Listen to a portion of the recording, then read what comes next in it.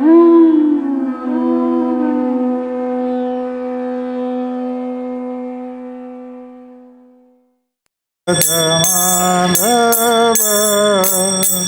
कुंज बिहारी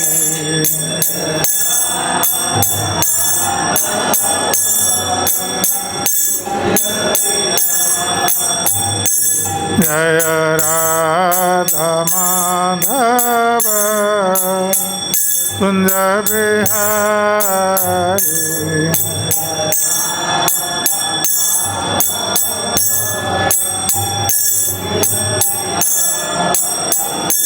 जय गोपी जन वल्लभ गिरिवरधारी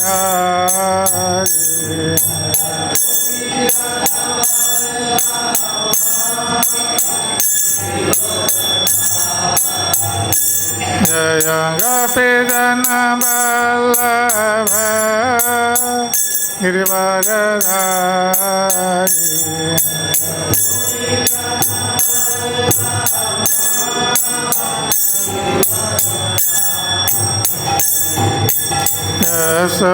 यशोदानंदन व्रज जनरंजन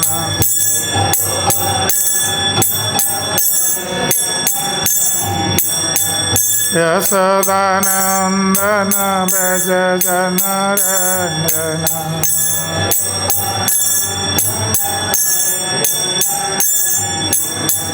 यमुना तेरा वनचारी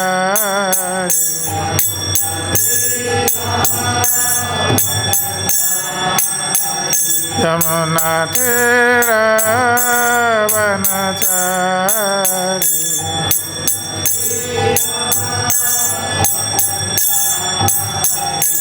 जय राधा माधव कुंज बिहारी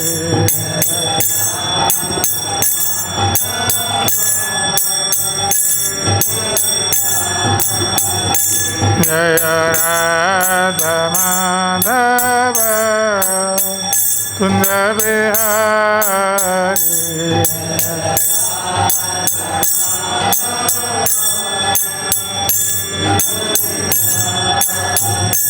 जय श्री कृष्ण चैतन्य प्रभु नित्यानंद श्री अद्वैत गदाधर श्रीवासादि गौर भक्तवृंद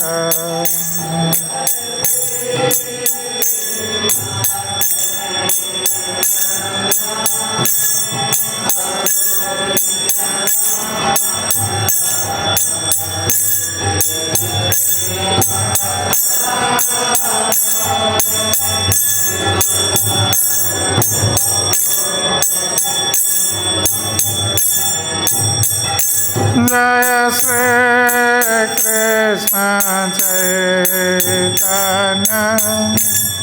प्रभु नित्यानंद श्री अद्वैत गदाधर श्रीवासादि गौर भक्तवृंद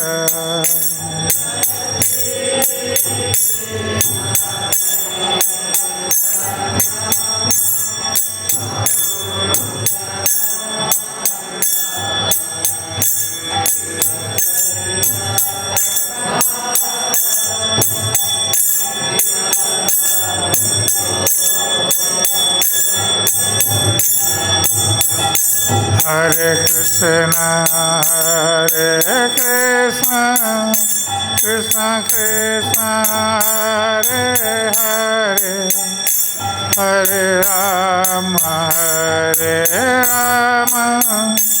Ram Ram Hare Hare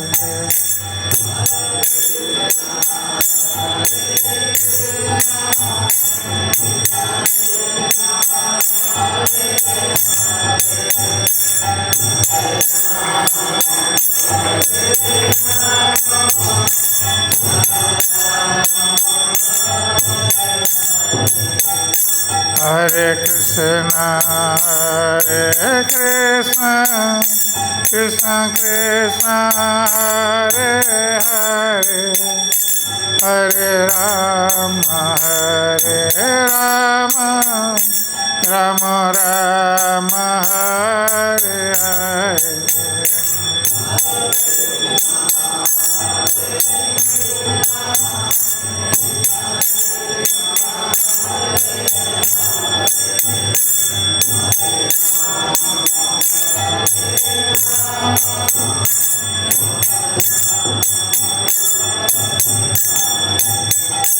Hare Krishna, Hare Krishna, Krishna Krishna, Hare Hare, Hare Rama, Hare Rama, Rama Rama, Hare Hare.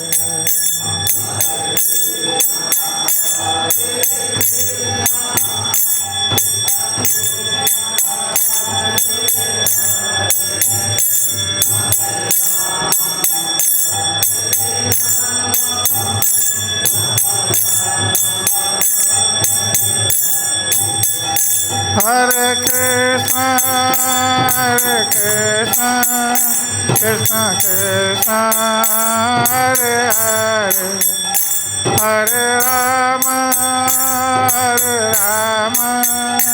Rama Rama, Hare Hare.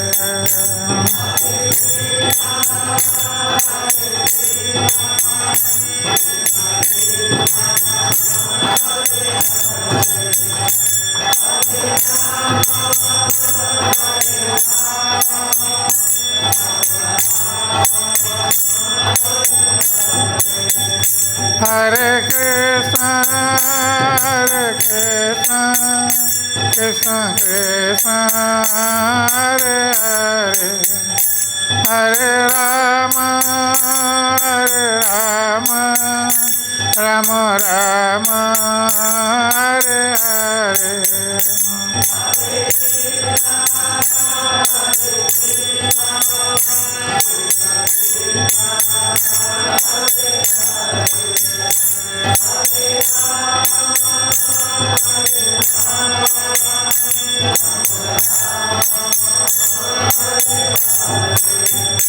Hare Krishna, Krishna Krishna, Hare Hare, Hare Rama, Rama Rama, Hare Hare.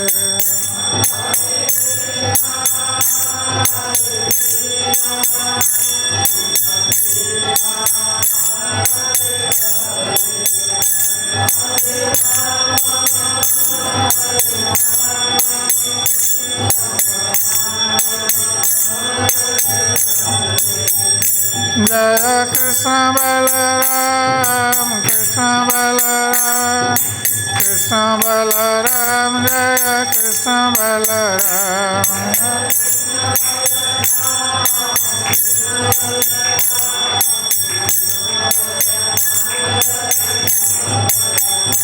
Jaya Radha Shama Sundar, Radha Shama Sundar Radhe.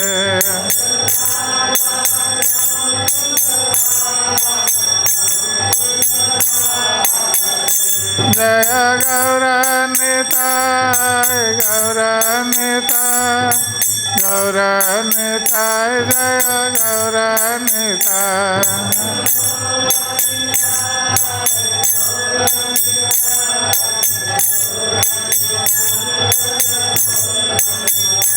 Nitai Gaura Haribo, Haribo, Haribo, Haribo.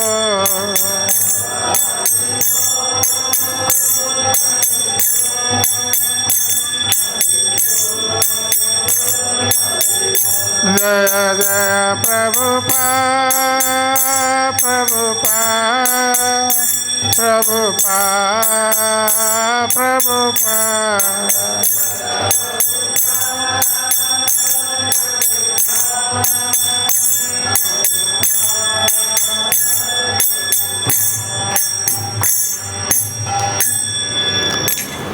जय विष्णुपाद परमहंस परिव्राजकाचार्य अष्टोत्तर शत श्रेष्ठ महादेशी भक्त वेदांत स्वामी श्रील प्रभुपाद की जय। ISKCON संस्थापकाचार्य Srila Prabhupada की जय। विष्णुपाद परमहंस परिव्राजकाचार्य अष्टोत्तर शत श्रेष्ठ मद्भक्त सिद्धांत सरी ठाकुर महाराज श्रील प्रभुपाद की जय। अनंत गढ़ी वैष्णव वृंद की जय। नमाचार्य श्री हरिदास ठाकुर की प्रेम से कहो श्री कृष्ण चैतन्य प्रभु नित्यानंद श्री अद्वैत गदाधर शिवासादि गौर भक्त वृंद की जय। श्री श्री राधा कृष्ण गौरपिनाथ श्याम कुंड राधा कुंड गिरि गोवर्धन की जय। श्री वृंदावन मथुरा धाम की जय। श्री मायापुर नवद्वीप धाम की जय। श्री जगन्नाथपुरी धाम की जय। गंगा देवी जमुना देवी की जय। भक्ति देवी की जय। श्री तुलसी महारानी की जय। श्री हरिनाम संकीर्तन की जय। श्री श्री गौरनिताई की जय। श्री श्री कृष्ण बलराम की जय। श्री श्री राधा श्याम सुंदर ललिता देवी की जय। श्री श्री जगन्नाथ बलदेव सुभद्रा महारानी की जय। समवेत भक्त वृंद की निताय गौर प्रेमानंदे हरि हरि बोल।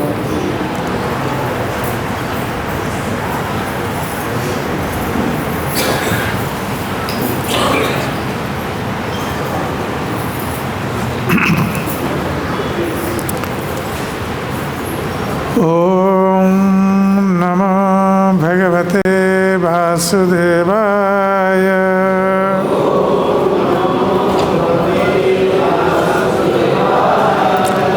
ओम नमो भगवते वासुदेवाय।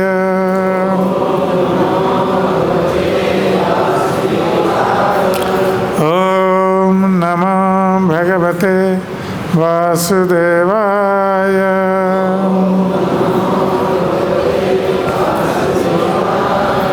नारायणं नमस्कृत्य नरं चैव नरोत्तमं देवीं सरस्वतीं व्यासं ततो जयमुदीरये। नष्टप्रायेषु अभद्रेषु नित्यं भागवत सेवया भगवती उत्तम श्लोके भक्तिर्भवति नैष्ठिकी।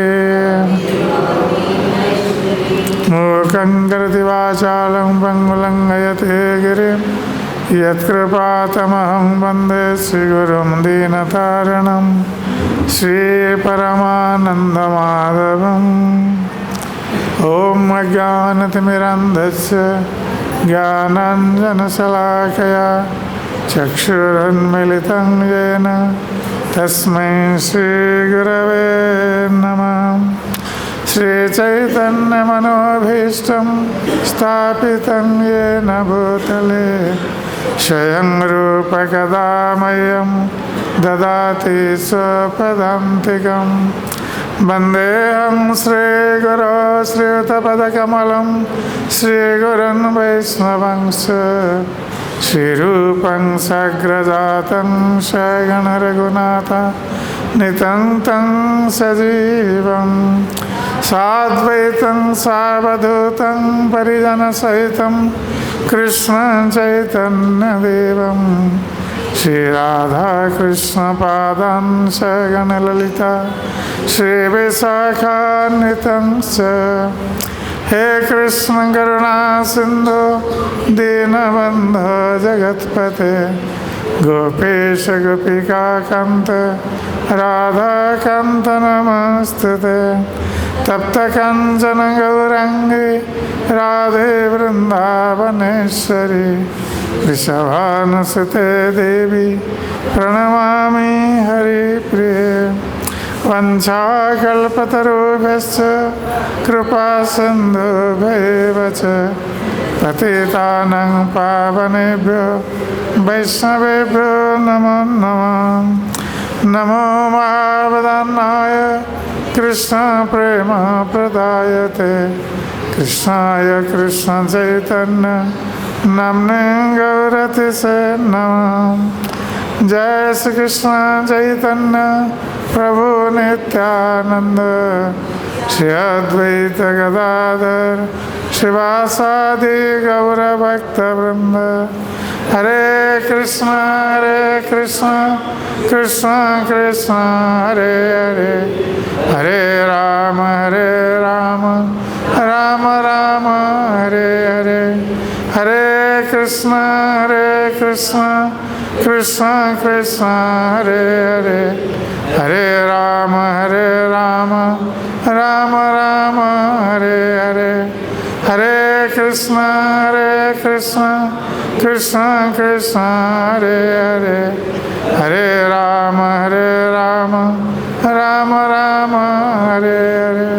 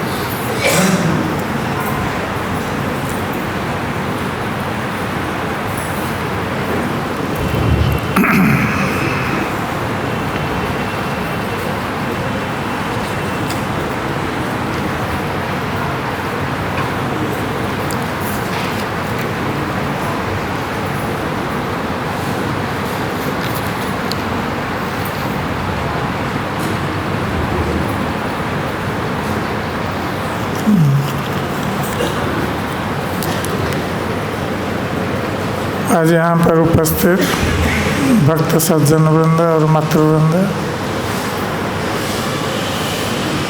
हम लोग कई सालों से बृहद भागवतामृत के ऊपर चर्चा कर रहे हैं।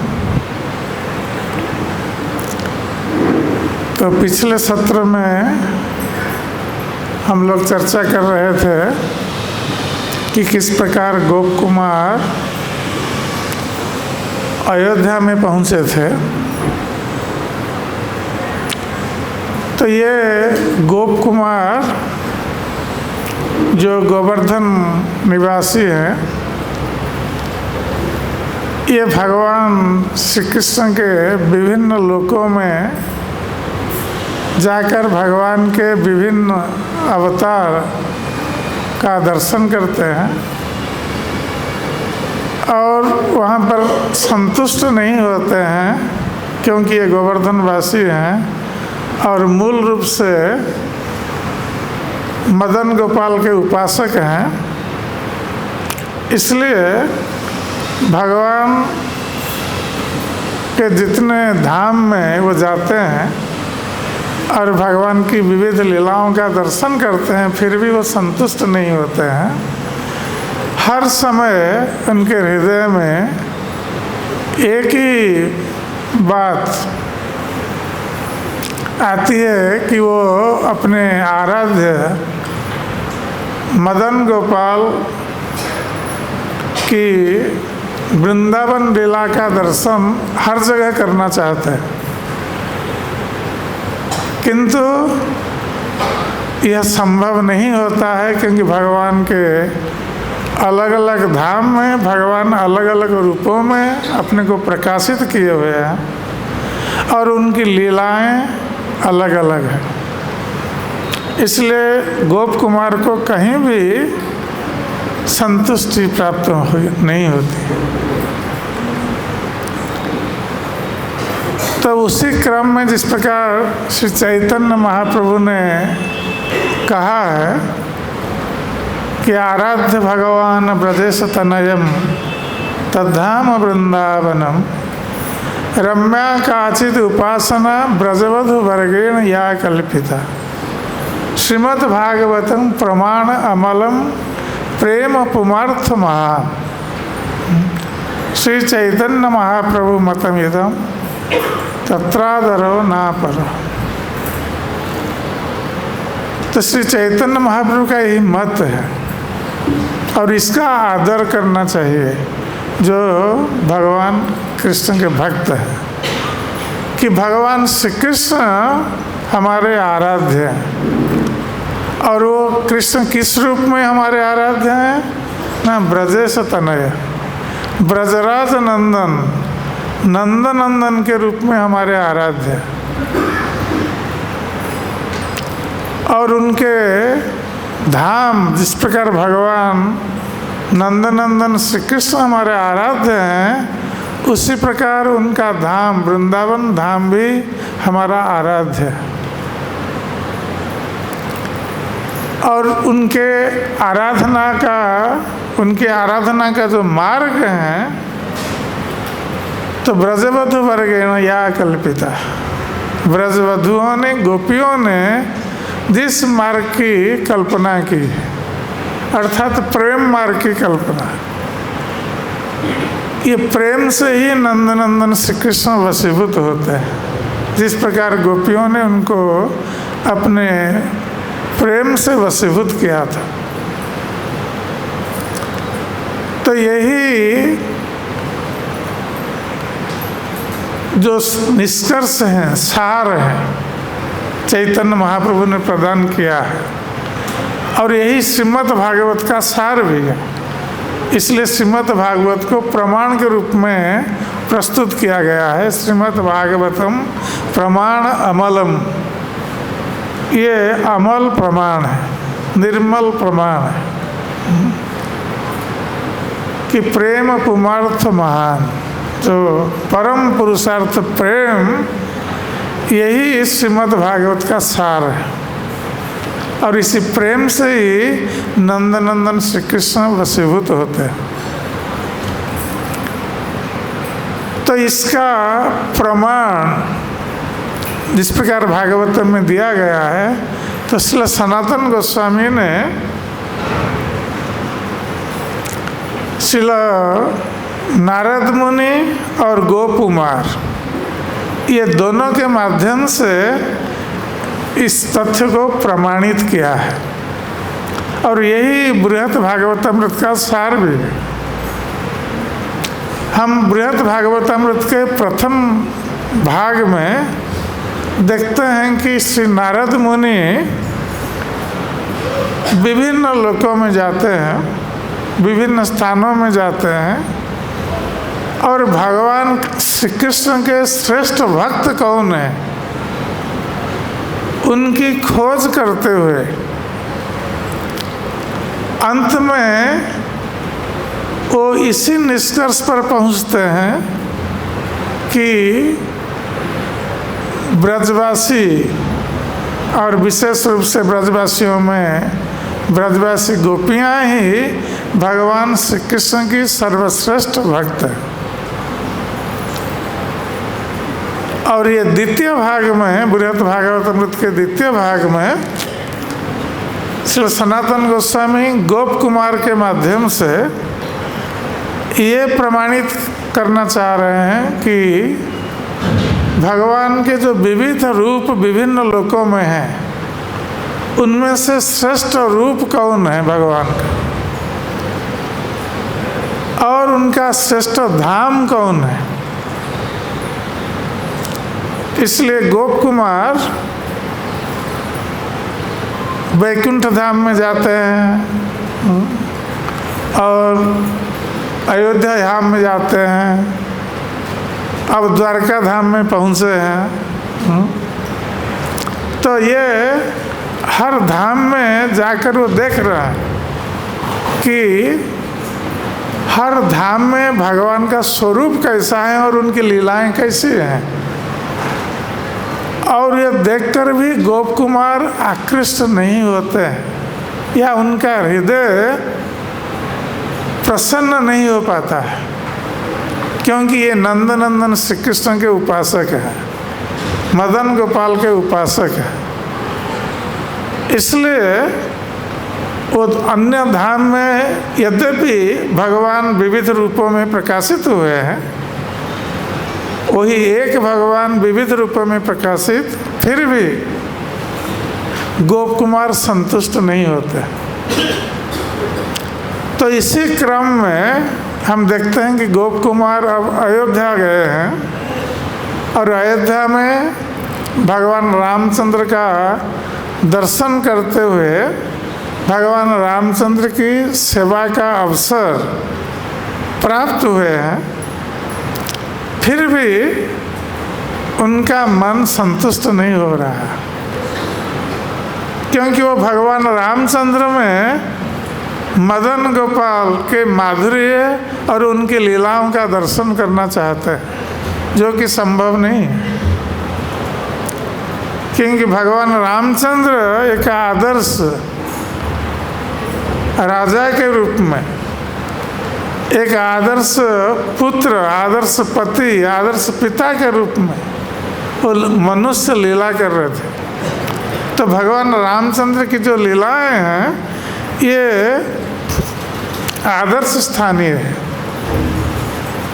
और यद्यपि गोप कुमार जानते हैं कि ये रामचंद्र स्वयं भगवान है, फिर भी उनका मन भगवान रामचंद्र के पास जब रहते हैं, उनकी सेवा करते हैं, वो प्रसन्न होते हैं, किंतु फिर भी मन में वही आकांक्षा या इच्छा उत्पन्न होती है कि वो अपने आराध्य इष्ट देव मदन गोपाल की लीलाओं का दर्शन करे, उनके माधुर्य का दर्शन करे, किंतु यह अयोध्या में संभव नहीं है। और जब कभी गोप कुमार को इस प्रकार अनुभव होता है, वो संतुष्ट नहीं होते हैं, तो अयोध्या में हनुमान जी, जो कि भगवान रामचंद्र के परम भक्त हैं और सदा सर्वदा भगवान रामचंद्र की सेवा में लगे हुए हैं, तो वो गोप कुमार की मनस्थिति को समझ जाते हैं कि गोप कुमार के मन में क्या चल रहा है। हनुमान जी को पता चल जाता है, क्योंकि हनुमान जी भी भगवान रामचंद्र के परम भक्त हैं और जो परम भक्त हैं वो दूसरे भक्त के मनोभाव को समझ सकता है। तो हनुमान जी जब देखते हैं कि ये गोप कुमार यहाँ अयोध्या धाम में भी प्रसन्न नहीं है, तो वो गोप कुमार को समझाते हैं हनुमान जी, और भगवान रामचंद्र के गुणों का वर्णन करते हैं कि भगवान रामचंद्र कितने नम्र स्वभाव युक्त हैं, कितने दयालु हैं, कृपालु हैं, और किस प्रकार भक्तों के ऊपर वो अपना प्रेम प्रदर्शित करते हैं। तो इस प्रकार भगवान रामचंद्र के गुणावलियों का वर्णन करते हैं हनुमान जी गोप कुमार के सम्मुख। और जब गोप कुमार श्रवण करते हैं हनुमान जी के मुख से भगवान रामचंद्र की गुणावलियों के संबंध में, तो उस समय उनका मन तो शांत हो जाता है, किंतु पुनः वही इच्छाएं उत्पन्न होती है अपने हृदय में, क्योंकि उनके आराध्य मदन गोपाल को वो देखना चाहते हैं, उनकी लीलाओं को देखना चाहते हैं, उनके माधुर्य का आस्वादन करना चाहते हैं, जो कि रामचंद्र जी के पास संभव नहीं है, क्योंकि वो मर्यादा पुरुषोत्तम है। मर्यादा के अनुसार भगवान रामचंद्र जिस प्रकार इस भौम लोक में, इस धरती पर अयोध्या में जिस प्रकार मनुष्य लीला कर रहे थे, अपने नित्य धाम अयोध्या में भी उसी प्रकार की लीला कर रहे हैं।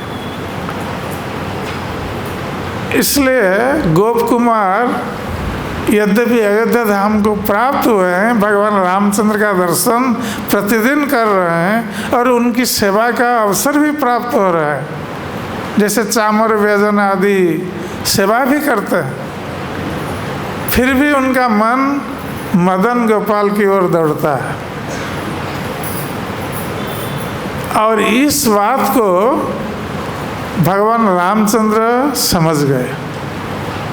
यद्यपि हनुमान जी उनको समझा रहे थे बार बार कि गोप कुमार अयोध्या में रहे, अयोध्या त्याग करके अन्यत्र न जाए, किंतु भगवान रामचंद्र जो अंतर्यामी हैं, सभी के हृदय की बात को जानते हैं, तो उन्होंने एक दिन गोप कुमार को अपने पास बुलाया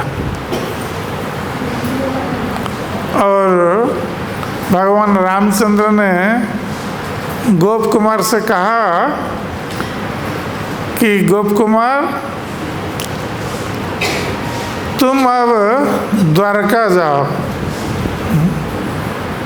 वहीं पर तुम प्रसन्न हो सकते हो,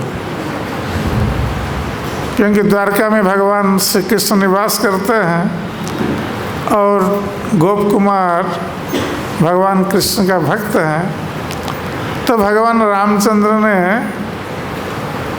कहा कि तुम द्वारका जाओ। यदि भगवान रामचंद्र गोप कुमार को ये बात नहीं कहते, आदेश नहीं देते, तो गोप कुमार को अयोध्या त्याग करके अन्यत्र जाना संभव नहीं होता। किंतु जब भगवान रामचंद्र ने आदेश दे दिया, क्योंकि भगवान अपने धाम से किसी भक्त को अन्यत्र नहीं भेजते, किंतु वे यह भी चाहते हैं कि अपना भक्त सदा सर्वदा सुखी रहे, प्रसन्न रहे। इसलिए गोप कुमार के मनोभाव को समझकर उनको प्रसन्न करने के लिए, सुखी करने के लिए भगवान रामचंद्र ने ये आदेश दिया कि तुम अब द्वारका जाओ। और द्वारका जाने के लिए भगवान रामचंद्र ने जाम्बवान को साथ भेजा,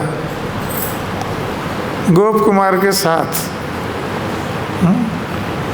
क्योंकि जाम्बवान द्वारका से परिचित थे, क्योंकि उनकी कन्या जाम्बवती भगवान कृष्ण की पत्नी और जाम्बवान सांब के नाना थे, इसलिए द्वारका से परिचित थे। तो एक परिचित व्यक्ति के साथ भगवान रामचंद्र ने गोप कुमार को भेजा द्वारका। तो जब गोप कुमार इस प्रकार गए जाम्बवान जी के साथ, भगवान रामचंद्र को प्रणाम करके उनसे आज्ञा लेकर जाम्बवान जी के साथ वो द्वारका निकले।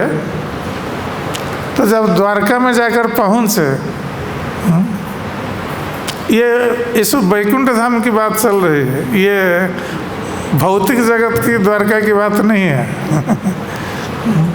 ये वैकुंठ जगत में जो अयोध्या है वहाँ से जा रहे हैं वैकुंठ जगत में, द्वारका धाम में। क्योंकि यहाँ भौतिक जगत में इस पृथ्वी पर जितने भी भगवान के धाम हैं, ये सब दिव्य जगत में, आध्यात्मिक जगत में भगवान के सब वही धाम वहाँ पर भी है, आध्यात्मिक जगत में। तो ये आध्यात्मिक जगत के द्वारका की बात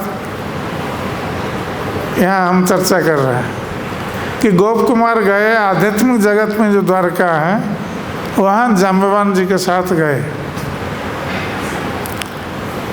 तो जब गोप कुमार पहुँचे द्वारका में, तो दूर से उन्होंने देखा द्वारकावासियों को, जो यादवगण थे, तो उनको देखा दूर से। और ये यादवगण ये देखने में बहुत सुंदर थे और विविध प्रकार मूल्यवान वस्त्र और अलंकार से सुशोभित थे, क्योंकि द्वारका में ऐश्वर्य प्रधान है। तो ये मूल्यवान रेशमी वस्त्र और स्वर्ण अलंकार से विभूषित थे द्वारकावासी से, और देखने में बहुत सुंदर थे और अपने बच्चों के साथ सब द्वारका में विचरण कर रहे थे। तो जब गोप कुमार को देखा यादवों ने, तो उन्होंने गोप कुमार का स्वागत किया और गोप कुमार ये गोप वेश में थे, क्योंकि ये जो ब्रजवासी होते हैं ये सब गोप होते हैं। तो गोप वेश में गोप कुमार थे और हाथ में बंसी लिए हुए थे।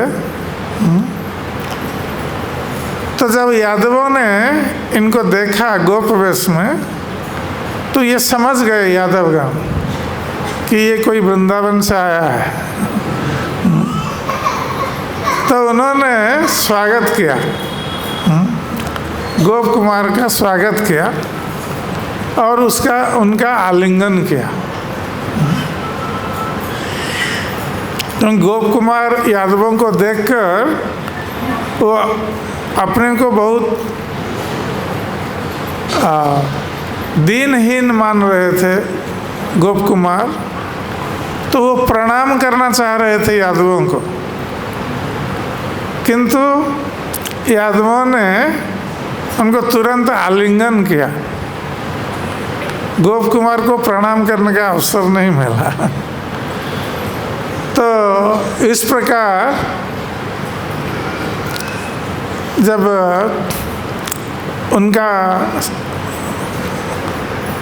यादवों ने स्वागत किया गोप कुमार का, तो गोप कुमार बहुत प्रसन्न हुए और यादवों ने समझा कि ये कोई ब्रज से आया है, कोई ब्रजवासी हैं।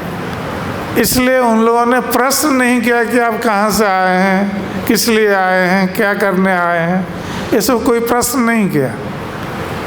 तो यादवों ने गोप कुमार को द्वारका के भीतर यादवगण ले गए, क्योंकि वो जानते थे कि ये कृष्ण के पास आया होगा, ब्रज से आया है। तो ये गोप कुमार इस प्रकार यादवों के द्वारा मार्ग प्राप्त होकर द्वारका के भीतर प्रवेश कर गए। और जब वो जाकर पहुँचे जहाँ भगवान श्री कृष्ण राजसभा में बैठे हुए थे, सुधर्मा सभा।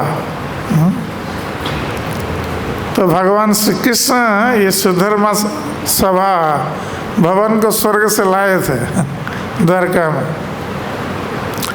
तो सुधर्मा सभा में सारे यादवगण, जो मुख्य मुख्य यादवगण बैठे हुए हैं। तो भगवान श्री कृष्ण वहाँ पर सोने के सिंहासन पर बैठे हुए थे सुधर्मा सभा में, और उस सिंहासन में बहुत सारे रत्न जटित सिंहासन थे,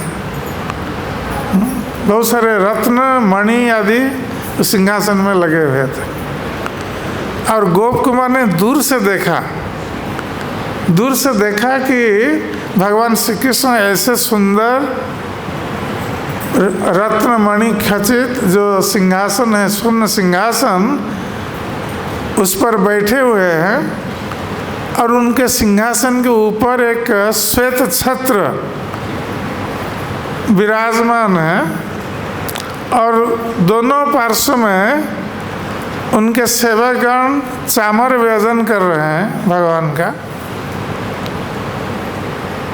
और भगवान श्री कृष्ण के दक्षिण भाग में आसन पर वसुदेव जी, बलराम जी और अक्रूर जी आदि जो गुरुजन स्थानीय व्यक्तिगण सब बैठे हुए हैं।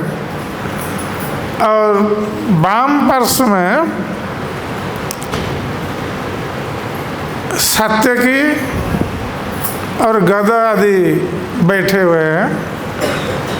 और भगवान श्री कृष्ण के ठीक सामने सुधर्मा सभा में महाराज उग्रसेन राज सिंहासन पर बैठे हुए हैं। तो द्वारका में महाराज उग्रसेन ही राज्य शासन कर रहे थे। यद्यपि भगवान कृष्ण के परामर्श से ही वो राज्य शासन कर रहे थे, किंतु वो द्वारका के राजा थे महाराज उग्रसेन, इसलिए वो राज सिंहासन पर बैठे हुए हैं भगवान कृष्ण के सम्मुख। और आसपास भगवान कृष्ण के मंत्री विकद्रु वो बैठे हुए हैं। और कृतवर्मा भी जो उनके मिलिट्री कमांडर हैं, सैन्य कमांडर,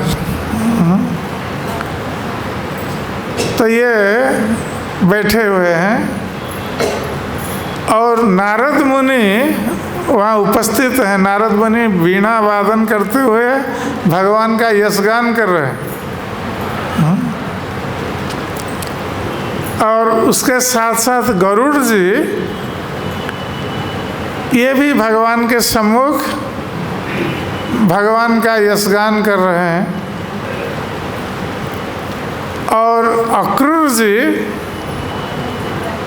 भगवान श्री कृष्ण का पाद संवाहन कर रहे हैं। उनके चरण के नीचे बैठकर पाद संवाहन कर रहे हैं। तो इस प्रकार जब गोप कुमार ने दूर से देखा तो भगवान श्री कृष्ण को देखकर गोप कुमार इतने प्रसन्न हुए, क्योंकि बहुत काल से वो भगवान श्री कृष्ण की खोज कर रहे थे, उनका दर्शन करने के लिए लालायित थे। क्योंकि भगवान कृष्ण ही उनके आराध्य हैं, इसलिए भगवान कृष्ण को देखकर परम प्रसन्न होकर भाव विह्वल हो गए गोप कुमार। और भाव विह्वल होकर वहाँ उस सभा में प्रवेश करके भगवान को प्रणाम करने जा रहे थे। दंडवत प्रणाम, दंडवत प्रणाम करते करते वो अचेतन हो गए, मूर्छित हो गए, भाव विह्वल हो। तो भगवान श्री कृष्ण ने देखा कि कोई एक गोप वेश में गोप कुमार उनकी राजसभा में प्रवेश करके मूर्छित हो गए। तो भगवान कृष्ण ने तुरंत, क्योंकि वो कृपामय हैं, तो तुरंत उन्होंने उद्धव जी को भेजा गोप कुमार को आश्वस्त करने के लिए। तो उद्धव जी जो कि भगवान कृष्ण के चरण सेवा कर रहे थे, तो भगवान के आदेश प्राप्त होकर उद्धव जी तुरंत गए और गोप कुमार को उठाया।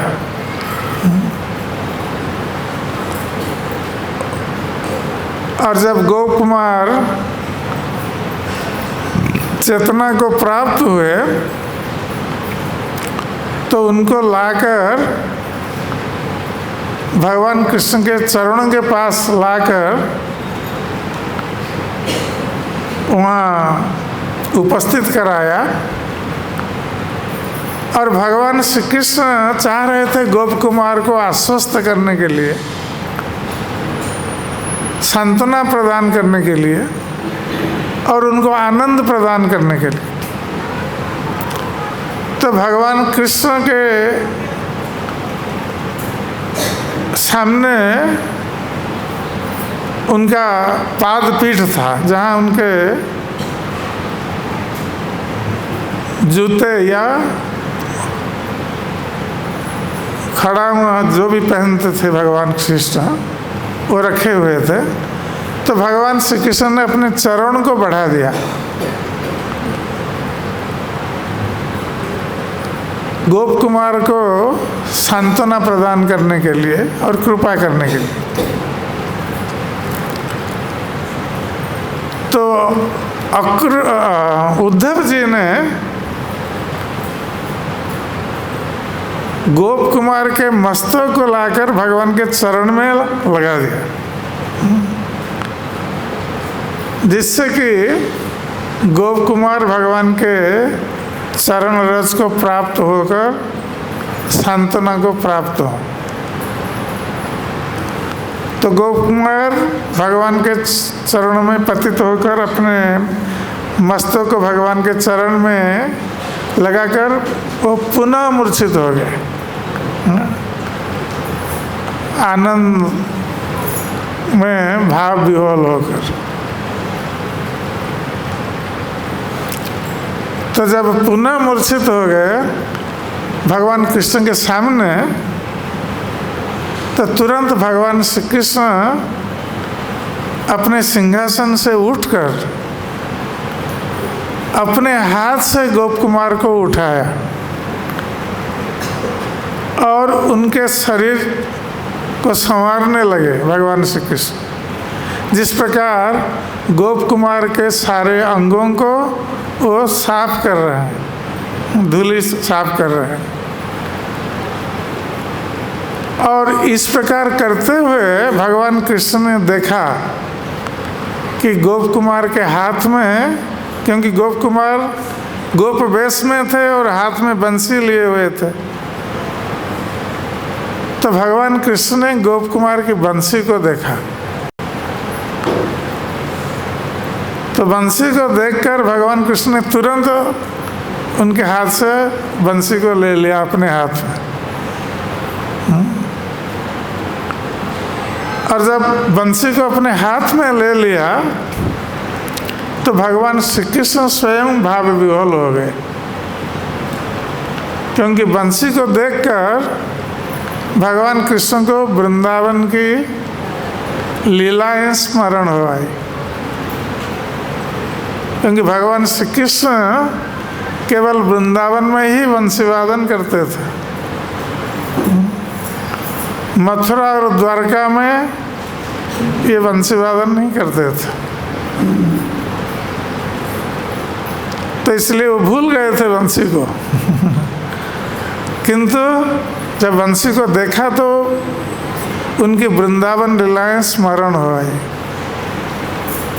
और जब वृंदावन लीलाएं स्मरण होने लगी तब सारे ब्रजवासी और विशेष रूप से गोपियों के बारे में, श्रीमती राधा रानी के बारे में स्मरण करते हुए भगवान श्री कृष्ण आंख बंद करके वो रोने लगे उस भरी सभा में। और उद्धव जी देख रहे थे, तो उन्होंने भगवान श्री कृष्ण को सतर्क किया कि सभी लोग देख रहे हैं, इसलिए यहाँ पर भाव विह्वल होना उचित नहीं है, क्योंकि सब पात्र मंत्री बैठे हुए हैं, सब बड़े बड़े यादवगण बैठे हुए हैं। तो इस प्रकार अवस्था में भगवान का रोना ठीक नहीं है, क्योंकि सभी दुखी हो जाएंगे तुरंत।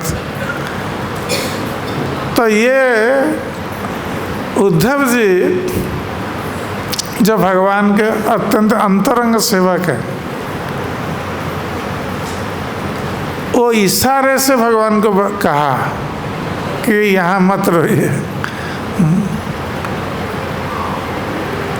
तो भगवान कृष्ण ने किस तरह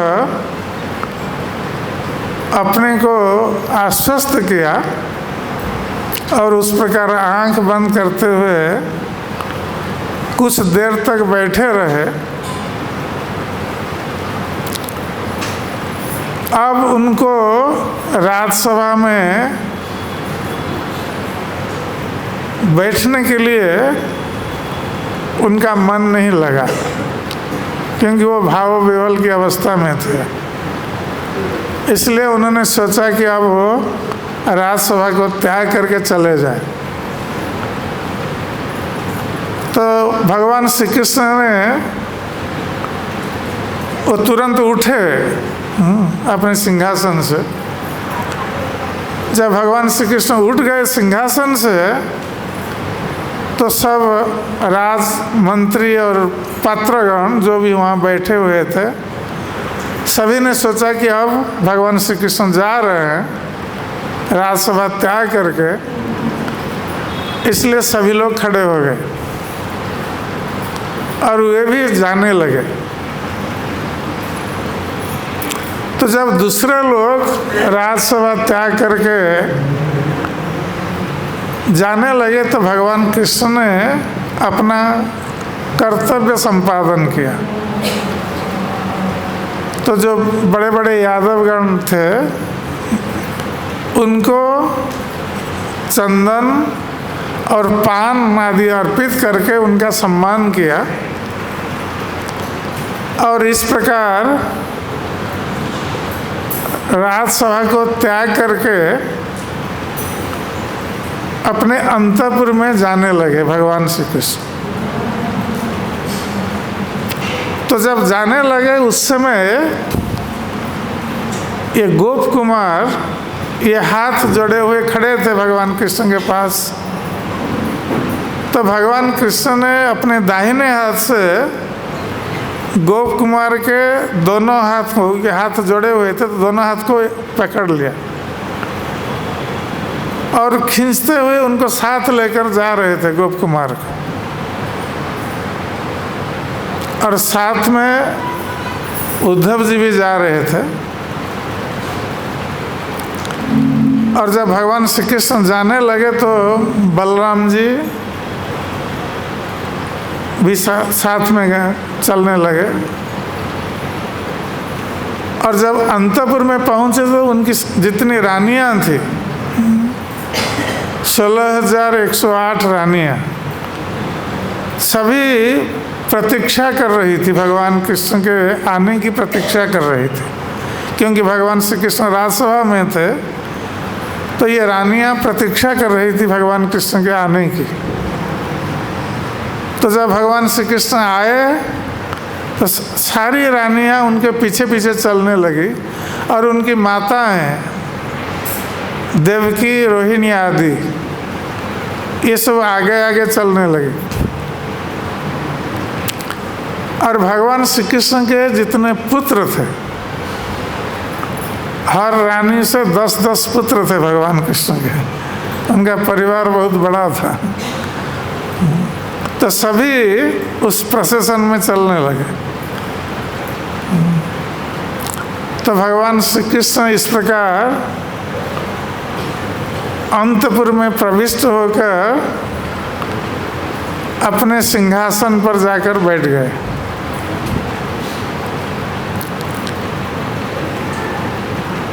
तो जब अपने सिंहासन पर बैठे तो अपने अंतर का जो भाव था वो ब्रज के बारे में सोच रहे थे। किंतु अब उनके सामने सारी रानियां हैं, माताएं हैं और पुत्रगण हैं, इसलिए अपने भाव को उन्होंने छिपा कर रखा भीतर, उसको प्रकाशित होने नहीं दिया। और सभी को प्रसन्न करने के लिए भगवान कृष्ण ने बाह्य रूप से अपनी प्रसन्नता व्यक्त की, और ऐसे भी वो प्रसन्न थे गोप कुमार को प्राप्त होकर, क्योंकि भगवान श्री कृष्ण के ब्रजवासी प्राण हैं। जिस प्रकार ब्रजवासियों का कृष्ण प्राण है, उसी प्रकार भगवान कृष्ण का ब्रजवासी प्राण है। तो गोप कुमार को प्राप्त होकर अंतर से भगवान श्री कृष्ण प्रसन्न थे।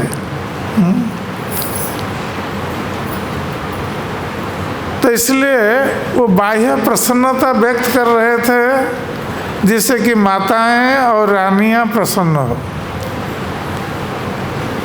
अब भगवान श्री कृष्ण के भोजन का समय हो गया था, दोपहर के भोजन का समय, किंतु भगवान श्री कृष्ण को खाने के लिए इच्छा नहीं थी, उनको भूख नहीं थी, क्योंकि वो ब्रजवासियों के बारे में सोच रहे थे। इसलिए वो भूख को भूल गए थे, उनको भूख नहीं लगती थी। किंतु माताएं उनको भोजन करने के लिए आग्रह कर रही थी, इसलिए माताओं के आग्रह पर भगवान श्री कृष्ण गए स्नान करने के लिए, दोपहर का स्नान, और अपना जो कर्म है, नित्य कर्म आदि, उसका समापन किया और भोजन में बैठे। जब भोजन में बैठे तो ये उनके पुत्रगण भी बैठे थे भोजन में, बलराम जी बीच में बैठे थे, और ये गोप कुमार को भगवान साथ लेकर बैठे थे भोजन में। तो उस समय भगवान श्री कृष्ण को स्मरण हो रहा था वन्य भोजन का।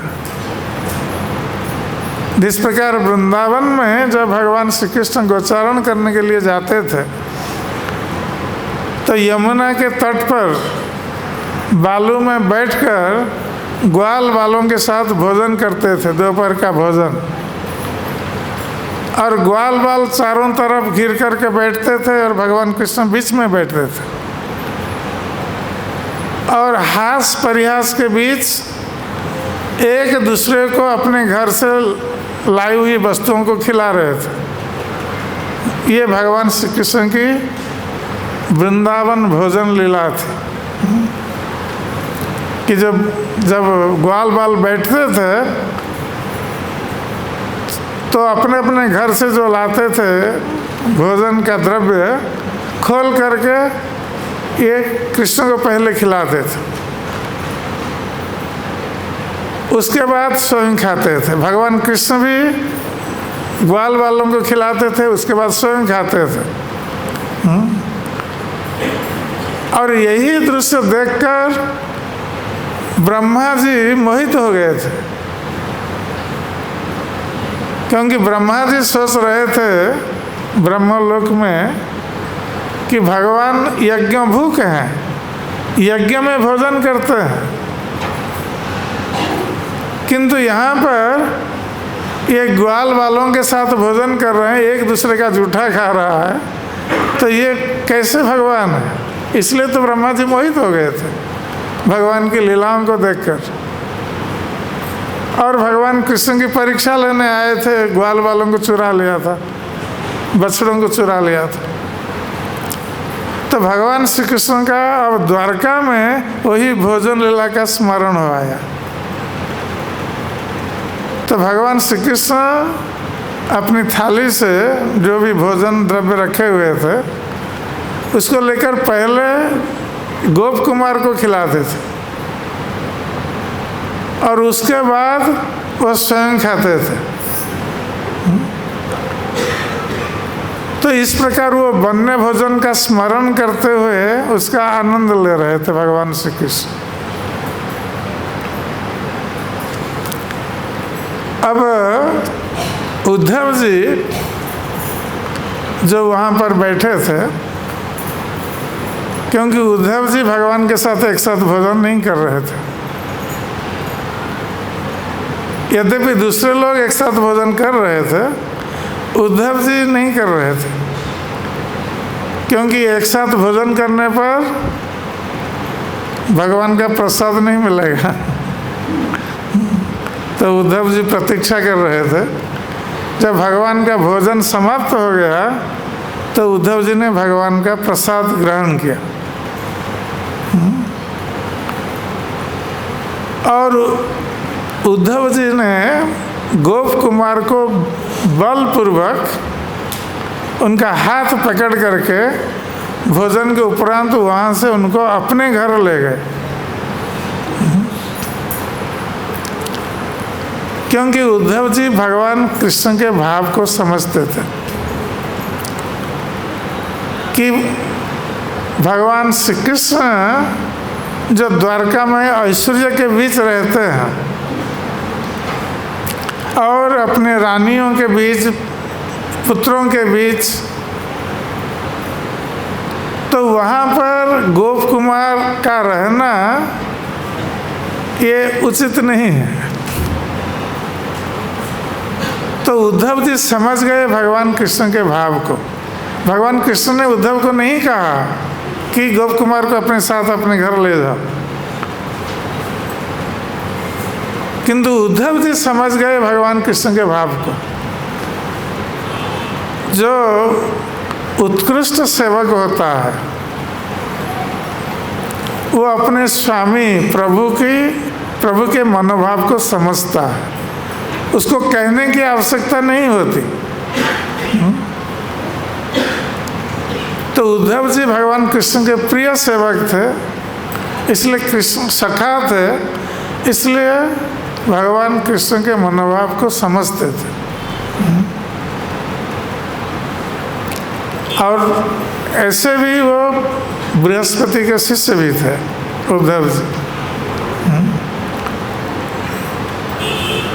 तो भगवान कृष्ण के मनोभाव को समझकर उद्धव जी गोप कुमार को साथ लेकर वो अपने घर चले गए।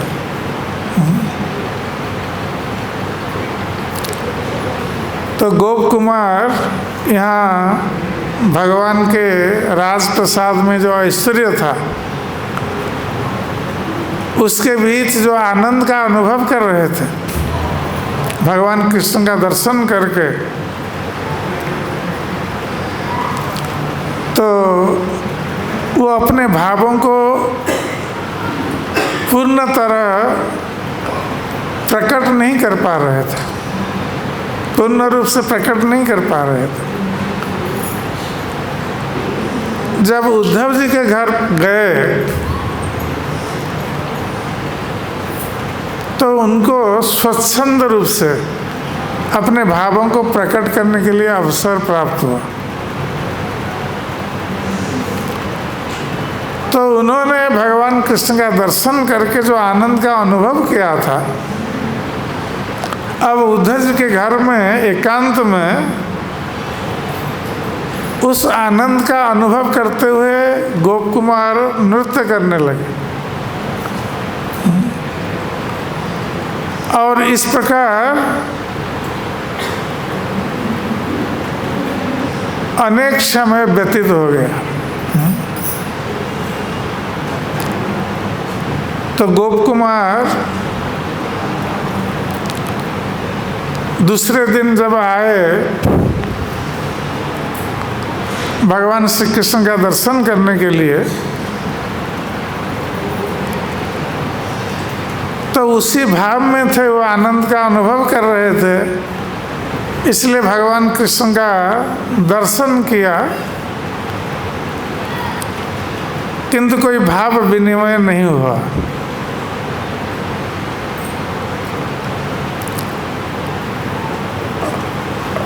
और इसके बीच कुछ यादवगण से गोप कुमार की भेंट हुई और ये यादवगण ये गोप कुमार को देखकर ये सोच रहे थे कि गोप कुमार ये गोप वेश में है, वन्य वेश में है, क्योंकि गोप कुमार साधारण वस्त्र पहने हुए थे और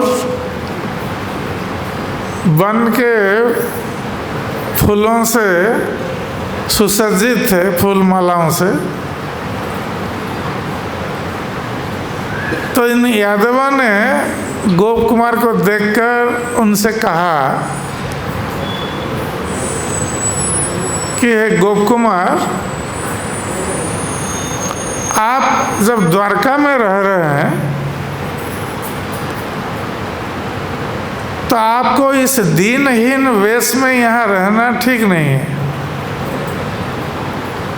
क्योंकि यादवगण सब मूल्यवान वस्त्र और अलंकार से सुसज्जित थे और ये लोग मान रहे थे कि गोप कुमार दीनहीन वेश में है, उनका वस्त्र मूल्यवान नहीं है, उनके शरीर में कोई अलंकार नहीं है, स्वर्ण अलंकार,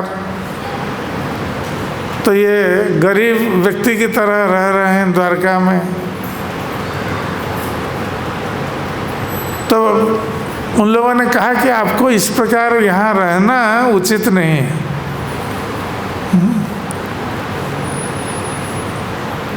आप जब यहाँ द्वारका में रह रहे हैं तो यहाँ पर जो भी आप इच्छा करेंगे वो वस्तु आपको अनायास प्राप्त हो जाएगी। इसके लिए आपको कोई प्रयास करने की आवश्यकता नहीं है कि वैकुंठोपि उत्तम भूति पुरीते, कि ये द्वारका जो है ये वैकुंठ से भी उत्तम विभूति युक्त पुरी है, ऐश्वर्य युक्त पुरी है। वैकुंठ ऐश्वर्य युक्त है बनने के लिए। तो मुरारी गुप्ता असमंजस में पड़े कि वो राम के प्रति उन्होंने अपना मस्तक बेच दिया है, राम के चरणों में, राम के प्रति समर्पित है। और श्री चैतन्य महाप्रभु कह रहे हैं कृष्ण का भक्त बनने के लिए, कृष्ण के प्रति समर्पित होने के लिए। तो असमंजस में पड़े, द्विधा में पड़े कि क्या करें। उन्होंने रात भर सोचा कि हमारा मस्तक भगवान राम के चरणों में समर्पित है, हम इस मस्तक को और किसी के प्रति समर्पित नहीं कर सकते, इससे अच्छा है कि हमारी मृत्यु हो जाए। रात भर सोए नहीं मुरारी गुप्ता। तो दूसरे दिन जब चैतन्य महाप्रभु से मिले, चैतन्य महाप्रभु से यही प्रार्थना की कि प्रभु आप मुझे अनुमति दीजिए जैसे हमारी मृत्यु हो जाए, क्योंकि मैं अपने मस्तक को भगवान रामचंद्र के चरणों में बेच दिया है, अब हम इसको और किसी को बेच नहीं सकता, इससे अच्छा है कि हमारी मृत्यु हो जाए। तो श्री चैतन्य महाप्रभु ने उनकी निष्ठा की प्रशंसा की कि मुरारी गुप्ता तुम धन्य हो कि भगवान रामचंद्र के प्रति जो निष्ठा तुम्हारी है ये प्रशंसनीय है। तो इस प्रकार ये गोप कुमार की निष्ठा मदन गोपाल के प्रति है और वो अपने भाव को और अपने आराध्य को वो सुरक्षित रखना चाहते हैं। इसलिए यादवों के कहने पर भी गोप कुमार ने यादवों के समान वेश पोशाक आदि ग्रहण नहीं किया, क्योंकि वो जानते थे कि ऐश्वर्य में उनका भाव बदल जाएगा, वो ऐश्वर्य भाव आ जाएगा, माधुर्य भाव नहीं रहेगा। किंतु अब उनके सामने एक विषम परिस्थिति उत्पन्न हो गई।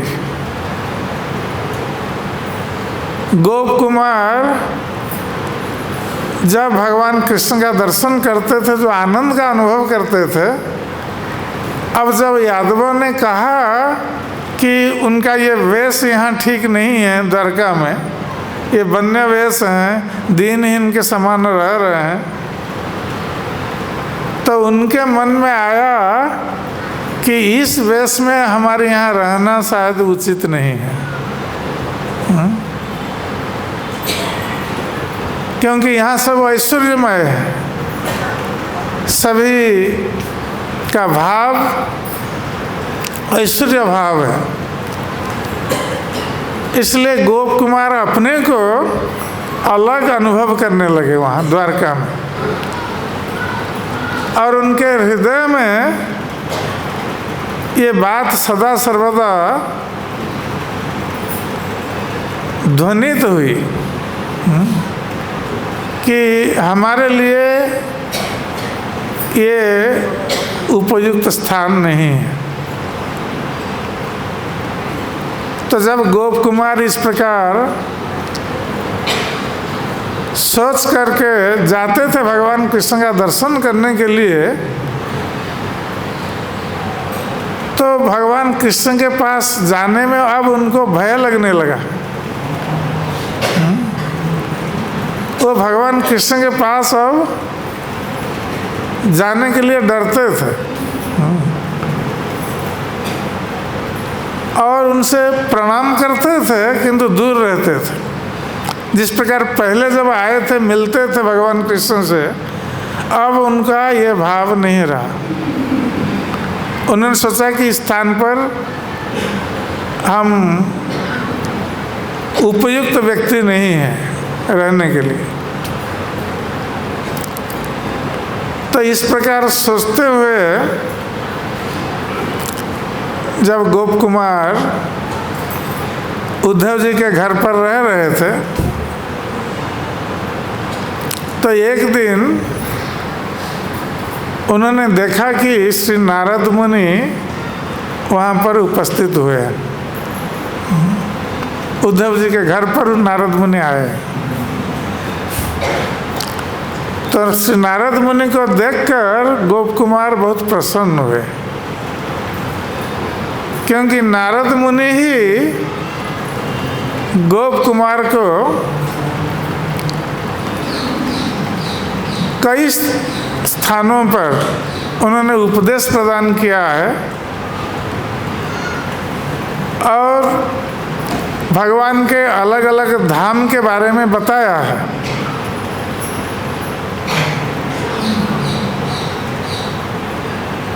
तो वैकुंठ में भी हम देखते हैं कि गोप कुमार का जब नारद मुनि से भेंट हुई थी, तो नारद मुनि ने अयोध्या के बारे में बताया था वहाँ जाने के लिए। तो नारद मुनि को प्राप्त होकर अब गोप कुमार बहुत प्रसन्न हुए और प्रसन्न होकर उन्हें दंडवत प्रणाम किया और अत्यंत आनंदित होकर नारद मुनि से कहा, मुनीन्द्र वेश प्रभु पार्षदोत्तम स्वर्गादिलोकेषु भवन्तमीदृशं वैकुण्ठलोके त्रचयन्त सर्वत्र पश्याम्यहो कौतुकमात्पृणोति माम्। तो गोप कुमार ने नारद मुनि से कहा कि हे मुनिश्रेष्ठ, आप मुनीन्द्र वेश आप सदा सर्वदा श्रेष्ठ मुनि के वेश में रहते हैं। तो नारद मुनि ब्रह्मचारी हैं, इसलिए गेरुआ वस्त्र पहनते हैं और सदा सर्वदा ब्रह्मचारी वेश में रहते हैं। तो ये गोप कुमार कहते हैं कि आप मुनिंद्र वेश प्रभु पार्षदोत्तम, कहते हैं आप ब्रह्मचारी वेश में हैं, मुनिंद्र वेश में हैं और भगवान के पार्षदों में श्रेष्ठ पार्षद हैं, भगवान के श्रेष्ठ पार्षद। स्वर्गादि लोकेषु भवन्तं ईदृशम्, और हमने आपको जहाँ कहीं भी देखा है, स्वर्गलोक में देखा है, वैकुंठ लोके अत्र च हन्त सर्वत्र, और वैकुंठ लोक में भी आपको देखा था। तो जहाँ कहीं भी हमने आपका दर्शन प्राप्त किया है तो उस समय आपको हमने इस वेश में ही देखा है, मुनिंद्र वेश में। पश्यामि हो कौतुकम आप वृणोति माम, तो इसलिए हमारे मन में ये कौतूहल उत्पन्न हो रहा है कि यह कैसे संभव है कि आप हर लोक में एक ही जैसा वेश पहने हुए उपस्थित होते हैं।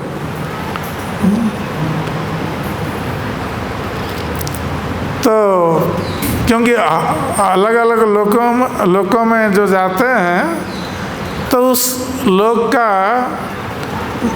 की जो वेशभूषा आदि है उसमें भिन्न भिन्न है। तो यहाँ पर इसलिए गोप कुमार कहते हैं कि हमारे मन में ये कौतूहल उत्पन्न हो रहा है कि आपको हम स्वर्ग में देखते हैं, वैकुंठ में देखते हैं, और यहाँ द्वारका में आप देख रहे हैं, सर्वत्र आप इसी वेश में हैं, आपका वेश परिवर्तन नहीं होता है। अब श्री नारद मुनि गोप कुमार से कह रहे हैं, गोप बालक एवासी सत्यं अद्यापि कौतुकी। तो नारद मुनि कह रहे हैं कि हे गोप बालक, अब मैं देख रहा हूँ कि तुम्हारा कौतूहल अभी तक समाप्त नहीं हुआ है। पूर्वं एव मयोदिष्टम एतद् अस्ति न किं त्वयि। तो इससे पहले क्या तुम जो प्रश्न कर रहे हो कि विभिन्न लोकों में मैं इसी वेश में हूँ, मुझे सर्वत्र देख रहे हो, तो पहले क्या मैंने इसके बारे में तुम्हें नहीं बताया है? और फिर भी अभी तक तुम्हारा कौतूहल समाप्त नहीं हुआ है? नारद मुनि गोप बालक से कह रहा है, यथा ही भगवान एक श्री कृष्ण बहुमूर्ति। अब नारद मुनि पुनः कह रहे हैं गोप बालक से, गोप कुमार से, कि जिस प्रकार भगवान एक हैं, यथा ही भगवान एक श्री कृष्ण बहुमूर्ति। भगवान कृष्ण एक हैं किंतु वो विभिन्न रूप धारण करते हैं। भगवान श्री कृष्ण के अनेक रूप हैं, अनादि अनंत रूपम। तो भगवान के अनंत रूप हैं, यदि वो एक हैं उनके अनंत रूप हैं। बहु स्थानेषु वर्तेत तथा तद सेवका वयम्। और जिस प्रकार भगवान के अनेक रूप हैं और वो अनेक रूप अनेक स्थानों पर विद्यमान होते हैं। भगवान एक से अनेक हो सकते हैं, अनेक से एक हो सकते हैं, और वो अनेक रूप भिन्न भिन्न लोकों में विद्यमान हो सकते हैं, भिन्न भिन्न धाम में विद्यमान हो सकते हैं। और जिस प्रकार भगवान एक होकर उनके अनेक रूप हैं और अनेक स्थान पर वो विद्यमान होते हैं, उसी प्रकार हम लोग जो सेवक गण हैं, हम लोग भी भगवान के समान अनेक रूप धारण करते हैं और भगवान की सेवा के लिए अनेक लोकों में, अनेक धामों में उपस्थित रहते हैं। तो इसका अर्थ है कि भगवान जिस प्रकार अपने को विस्तार करते हैं अनेक रूपों में, उसी प्रकार उनके सेवक गण भी अपने को विस्तार करते हैं अनेक रूपों में भगवान की सेवा करने के लिए।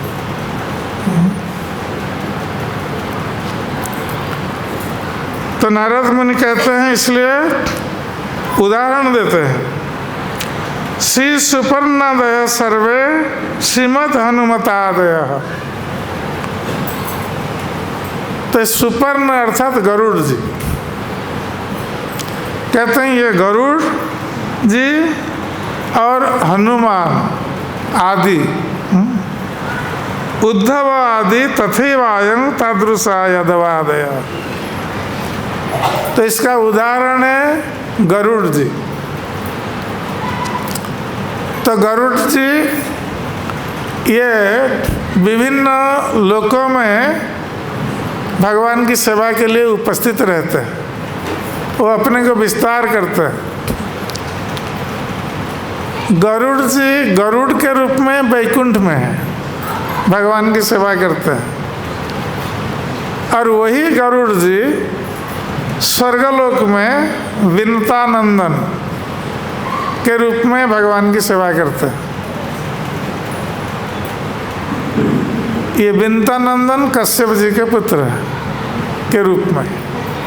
और वही गरुड़ जी गोलोक वृंदावन में श्रीधाम के रूप में भगवान की सेवा करते हैं। तो गोलोक वृंदावन में जो श्रीधाम है वो गरुड़ जी है, जो वैकुंठ में गरुड़ जी है। तो उसी प्रकार हनुमान जी ये भी इस मर्त्यलोक में किमपुरुष वर्ष में हनुमान जी रहते हैं और वहाँ भगवान रामचंद्र की सेवा करते हैं, भगवान रामचंद्र की प्रार्थना और सेवा आदि करते हैं किमपुरुष वर्ष में। और वही हनुमान जी जो वैकुंठ के अयोध्या धाम है, वहाँ भी हनुमान रूप में भगवान श्री रामचंद्र की सेवा करते हैं। और उद्धव जी भी उसी प्रकार ये मर्त्यलोक में जो द्वारका है, वहाँ उद्धव जी भगवान की सेवा करते हैं, उनके साथ रहते हैं। और वैकुंठ के जो द्वारका हैं, वहाँ भी उद्धव जी हैं। तो ये भक्तगण अपने को विस्तार करते हैं भगवान की सेवा के लिए। एक समय में वो भिन्न भिन्न स्थान में हो सकते हैं, भगवान के समान अपने को विस्तार कर सकते हैं। तो नारद मुनि कहते हैं,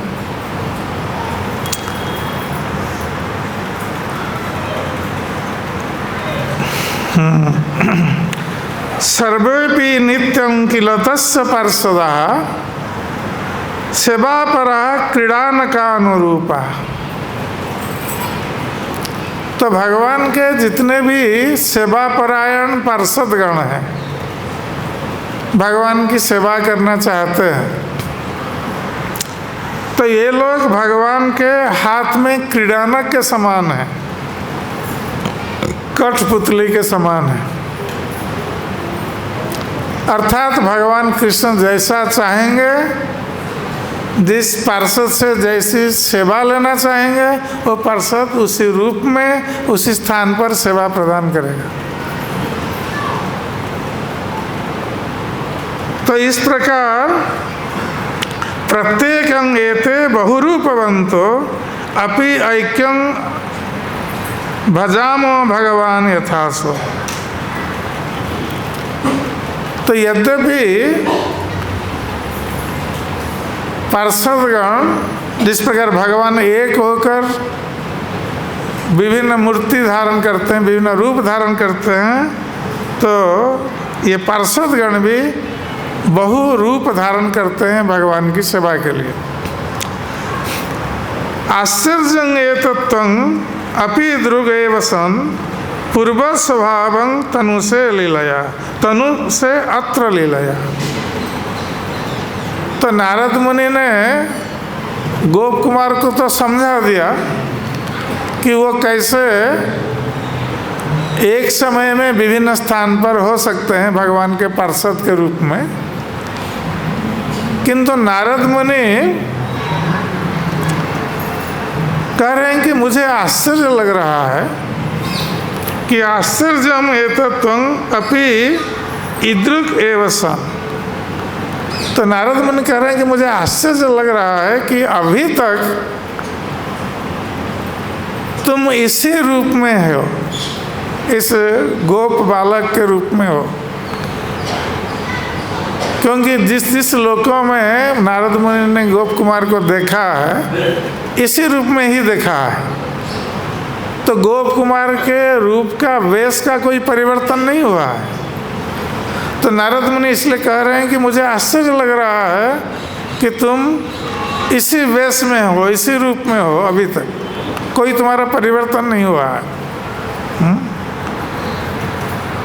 पूर्व स्वभावं तनु से अत्र लीलया। और केवल वेश नहीं, तुम्हारा स्वभाव भी ऐसा है, पूर्व स्वभाव। तुम्हारा जो गोप स्वभाव है ये पहले जैसा था, अभी भी ऐसा ही है। तुम्हारा वेश और स्वभाव वो कुछ परिवर्तन नहीं हुआ है। तो नारद मुनि ने गोप कुमार को देखा है कई लोकों में, तो हर लोक में इसी तरह ही देखा है। इसलिए नारद मुनि कह रहे हैं कि मुझे आश्चर्य लग रहा है कि तुम इतने लोकों में भ्रमण किए हो, अभी तक तुम्हारा वेश और स्वभाव नहीं बदला है, परिवर्तन नहीं हुआ। पुनः कहते हैं परं महाश्चर्यम इहापि लक्ष्य से अतृप्तान चेता इव सर्वदा मया। और इससे मुझे और बड़ा आश्चर्य लग रहा है इस बात का कि तुम इतने सारे लोकों में भ्रमण करने के पश्चात भी, भगवान का दर्शन करने के पश्चात भी तुम अतृप्त चेता, तुम अभी तक अतृप्त रहे हो, कभी तृप्त नहीं हुए। ये परम आश्चर्य की बात है। तुम इतने सारे लोकों में भगवान के विविध रूपों का दर्शन कर रहे हो, फिर भी तुम अभी तक तृप्त नहीं हुए।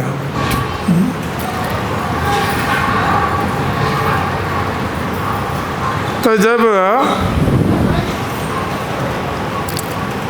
गोप कुमार से नारद मुनि ने इस प्रकार कहा, तो गोप कुमार जो दैन्य भाव का पोषण कर रहे थे और नारद मुनि के प्रति कृतज्ञ थे गोप कुमार, क्योंकि नारद मुनि ने ही उनको विभिन्न लोकों के संबंध में ज्ञान प्रदान किया था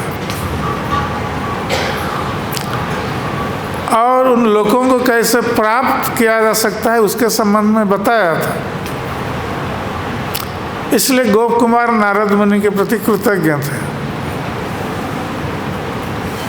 अब जब नारद मुनि ने इस प्रकार कहा गोप कुमार से, तो गोप कुमार तुरंत कुछ कहे बिना नारद मुनि को प्रणाम करते हुए उनके चरण पकड़ लिए और चरण पकड़ करके नारद मुनि से गोप कुमार कह रहे हैं कि हे नारद मुनि, हमारा अभी तक स्वभाव क्यों नहीं परिवर्तन हुआ है और हम क्यों संतुष्ट नहीं हुए हैं अभी तक, इसके संबंध में आपको सब कुछ पता है। आप जानते हैं इस बात को। तो जब गोप कुमार ने इस प्रकार अपने को समर्पित किया नारद मुनि के चरणों में,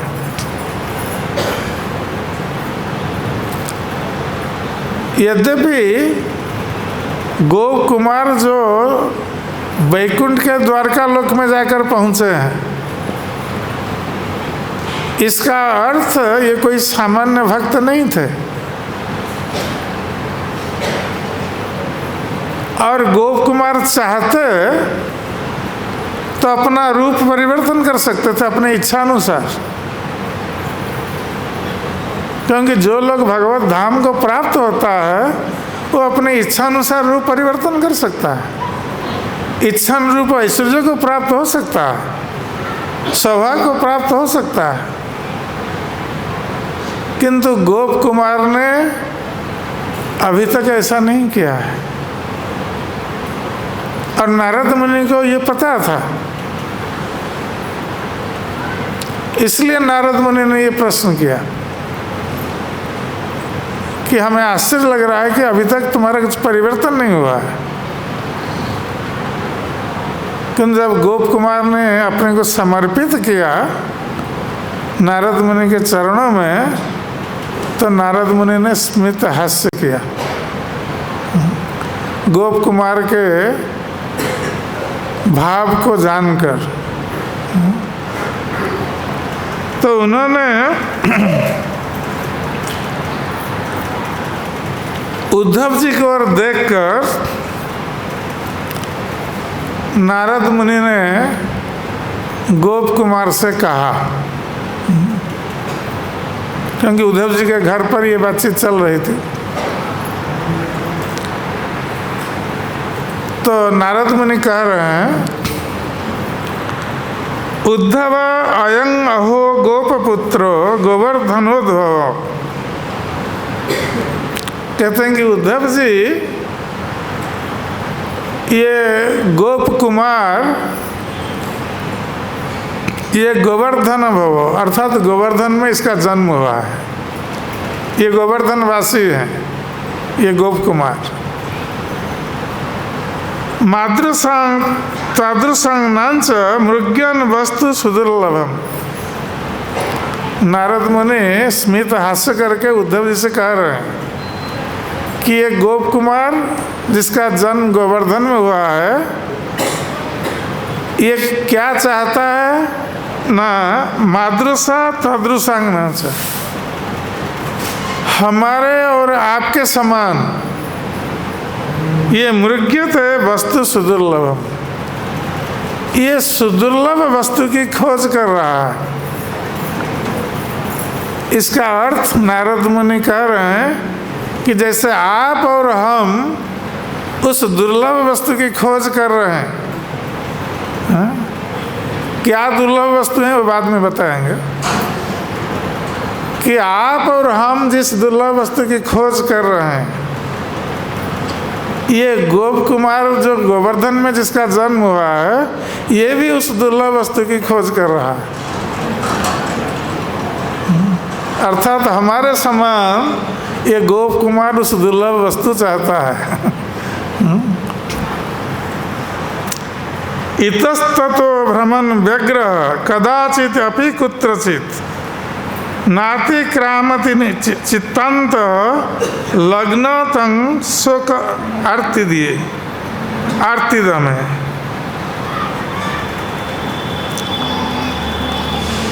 तो ये गोप कुमार यद्यपि इतस्ततः भ्रमण करता है, हर लोक में जाता है,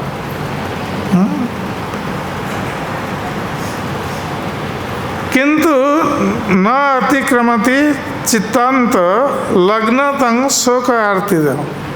यदि भी वो विभिन्न लोक में गया है ये गोप कुमार, अब द्वारका में आया,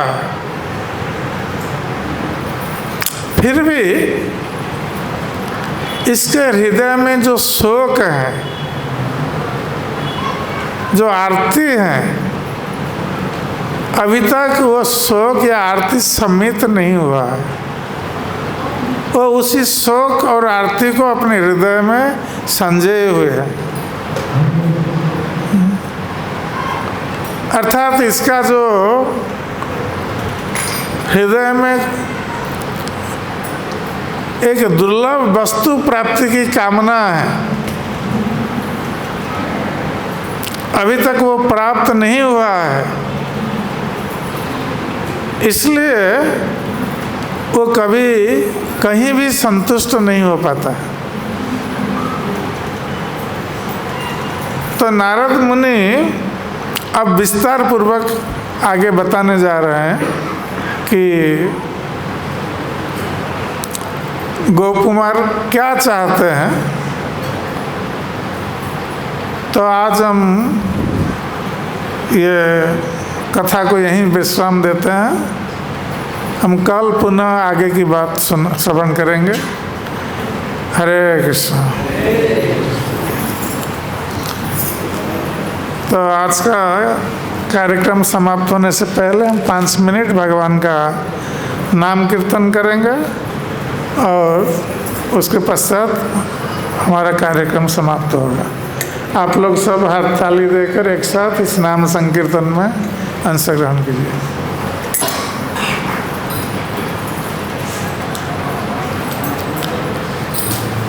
हरे कृष्ण कृष्ण कृष्ण हरे हरे, हरे राम राम राम हरे हरे।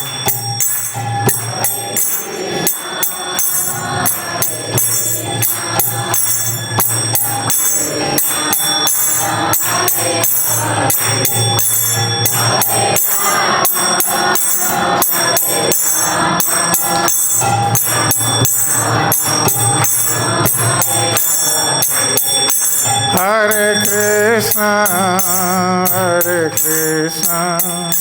कृष्ण कृष्ण हरे हरे, हरे राम राम राम हरे हरे।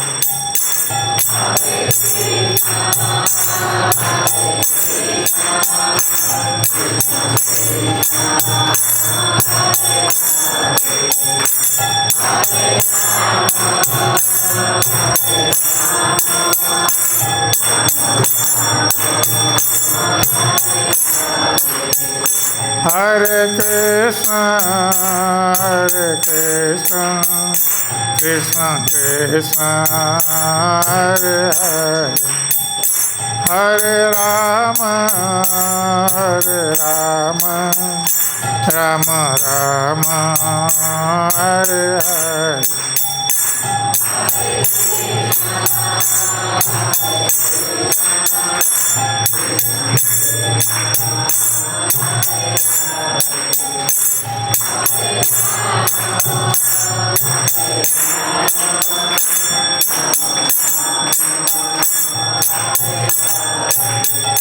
हरे कृष्ण कृष्ण कृष्ण हरे हरे, हरे राम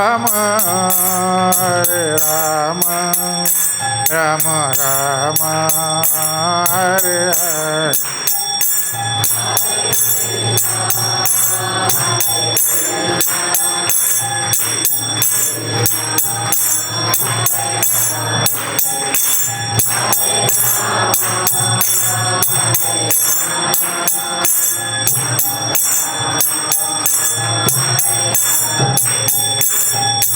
हरे कृष्ण कृष्ण कृष्ण हरे हरे, हरे Ram Ram Ram Hare Hare.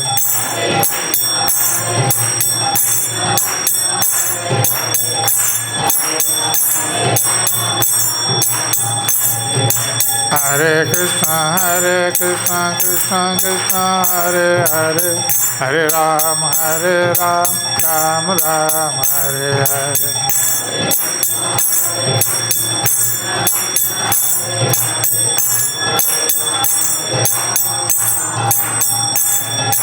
Hare Krishna, Krishna Krishna, Hare Hare, Hare Ram, Ram Ram, Hare Hare.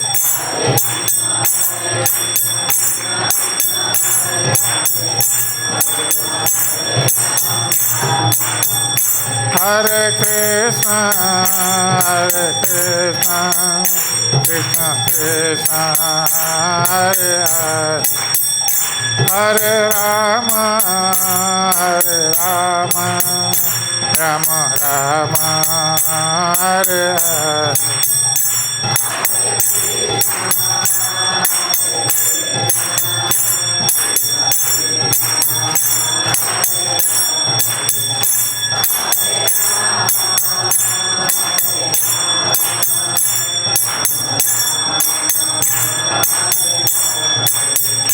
Hare Krishna, Krishna Krishna, Hare Hare, Hare Rama, Rama Rama, Hare Hare.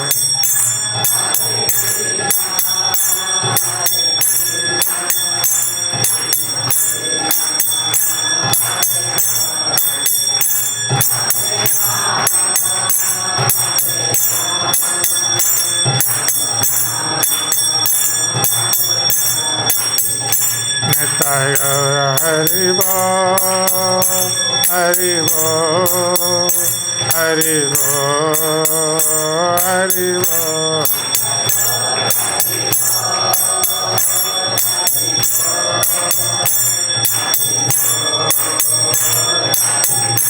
Nitai Gaura Hari Bol, Hari Bol, Hari Bol, Hari Bol.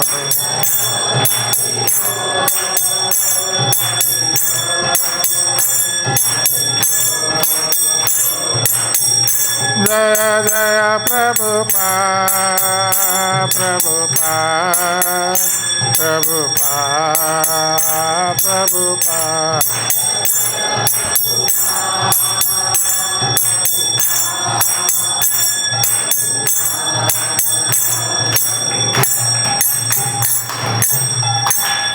जय श्री गौर निताय की जय, जय श्री कृष्ण बलराम की जय, जय श्री राधा श्याम सुंदर ललिता विशाखा देवी की जय, जय श्री जगन्नाथ बलदेव सुभद्र महारानी की जय, जय श्री प्रभुपाद जी महाराज की जय, जय समवेत भक्त वृंद की जय, निताय गौर प्रेमानंदे हरि हरि बोल।